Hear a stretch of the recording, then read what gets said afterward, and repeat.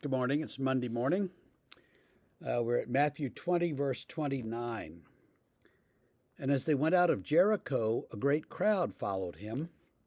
And behold, there were two blind men sitting by the roadside. And when they heard that Jesus was passing by, they cried out, "Lord, have mercy on us, Son of David." The crowd rebuked them, telling them to be quiet. But they cried out all the more, "Lord, have mercy on us, Son of David." And stopping, Jesus called them and said, "What do you want me to do for you?" They said to him, "Lord, let our eyes be opened." And Jesus, in pity, touched their eyes, and immediately they recovered their sight and followed him. So the first question we might ask of this is, when did Jesus go to Jericho?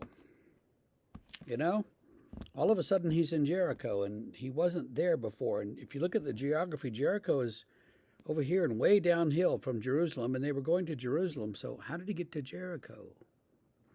Matthew doesn't answer that question. Many, many centuries ago, a man named Papias wrote a history of the church. We don't have it, we just have fragments of it. But in those fragments, we read that Mark was sort of a secretary and assistant to Peter in Rome, and wrote down Peter's memories, but not in order. And that became the Gospel of Mark. So we know that Mark arranged Peter's memories according to some scheme that he had, and Matthew and Luke tend to follow Mark's basic scheme. So somewhere there's a memory of Jesus leaving Jericho and encountering these blind men, and Matthew just simply writes that down that way. So don't let that bother you too much. The two blind men want to be healed, and they're crying out to Jesus, and the crowd is like, "Shut up, be quiet. He's busy, he's important, he doesn't have time for the likes of you." But of course, Jesus does have time for the likes of them, and stops and says, "What do you want?"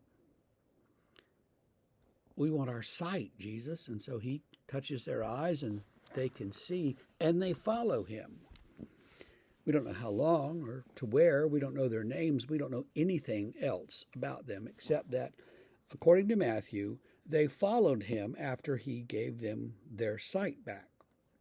So it's something important there.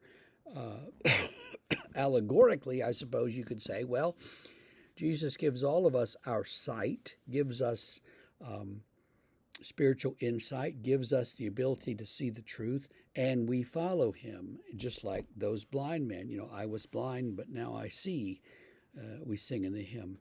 And so for all of us, it's kind of the same story. Jesus gives us our sight. We see the truth, we follow him, and we're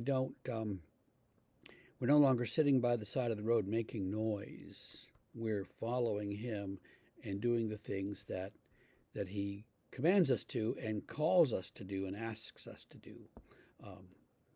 So that's where we are today.